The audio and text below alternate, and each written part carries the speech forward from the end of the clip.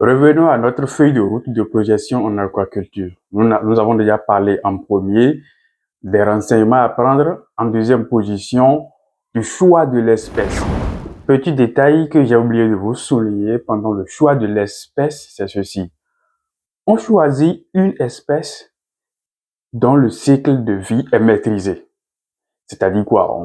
Pour faire de l'élevage en aquaculture, il faut choisir une espèce dont la reproduction est maîtrisée, l'élevage larvaire est maîtrisé, l'alimentation à tous les stades de vie est maîtrisée et la reproduction de son milieu naturel de vie est maîtrisée. Sinon, vous aurez beau choisir une espèce que vous avez envie d'élever, mais ce serait impossible.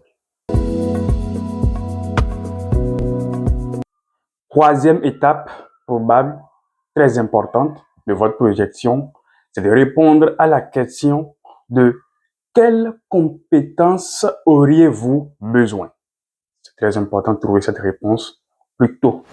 Souvenez-vous qu'on s'était déjà dit de se retirer de la tête la question de la production traditionnelle où on sait que le poisson grandit, il va manger dans l'eau et tout ça, c'est terminé ça. Ça veut dire qu'il doit avoir des compétences.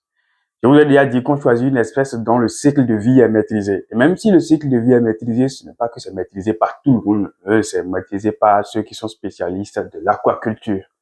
Et donc, en fonction de l'espèce, le spécialiste que vous allez recruter peut être différent parce que tout le monde n'a pas forcément la même aisance sur chaque espèce. Mais de façon globale, formé en aquaculture, nous sommes en mesure de partir sur une large gamme d'espèces déjà cultivées. Heureusement pour vous, heureusement pour le secteur, c'est quand même assez organisé en aquaculture où tout le cycle de vie n'est pas forcément à faire par un seul pisciculteur ou producteur. C'est-à-dire qu'il y a des structures qui sont spécialisées dans la production d'alevins, de naissins ou de bébés, de tout jeunes. Il y a des entreprises qui sont spécialisées dans l'alimentation des animaux. Il y a des entreprises spécialisées dans la confection d'infrastructures. En gros, il y a une grosse partie que vous pouvez dont vous pouvez vous passer et profiter de ceux qui existent déjà. En gros, vous pouvez vous passer de la reproduction, de l'élevage larvaire, vous pouvez vous passer aussi de la fabrication d'aliments. Et tout ce qu'il vous reviendra à faire, c'est juste de faire grandir le poisson, donc la partie grossissement qui nécessite juste une infrastructure, les conditions de vie et un spécialiste.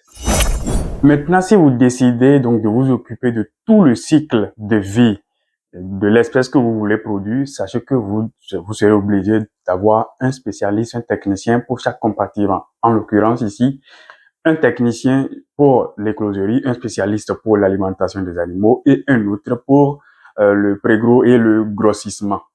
Bien entendu que un spécialiste formé dans le domaine de l'aquaculture peut travailler donc dans l'écloserie, comme dans la fabrication d'aliments et aussi dans le grossissement.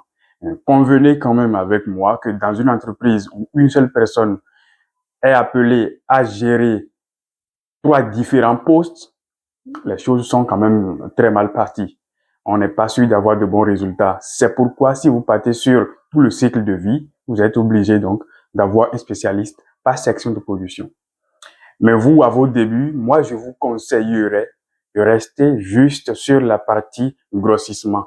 Et en fonction des résultats de votre exploitation, en fonction de vos analyses, en fonction donc de la rentabilité que vous avez, vous pourriez ajouter une autre section de production. Généralement, c'est la reproduction et l'élevage larvaire pour être un peu autonome en termes d'approvisionnement en élevage. Maintenant que vous avez pris la décision de produire, vous savez quelle espèce vous allez produire, vous savez de quelles compétences vous avez besoin pour la produire et que vous les avez. Maintenant, vous passez à la prochaine étape. C'est quoi? C'est où la produire. La réponse à cette question va définir où est-ce que vous allez vous installer. Vous, en tant que porteur de projet, ce ne serait pas à vous de répondre directement à cette question de où produire l'espèce. Ça revient indirectement aux spécialistes que vous aurez recrutés. Et en fonction de l'espèce, déjà de façon globale, le spécialiste vous dira s'il faut aller en milieu marin, donc sur les côtes ou en mer, soit en milieu lagunaire, donc dans la lagune à côté, ou soit en eau douce, donc sur un lac ou dans des étangs. Et s'il s'agit d'une production d'eau douce, il peut aussi vous demander une production en bassin ou en bas-sol ou toute autre infrastructure qui peut tenir de l'eau.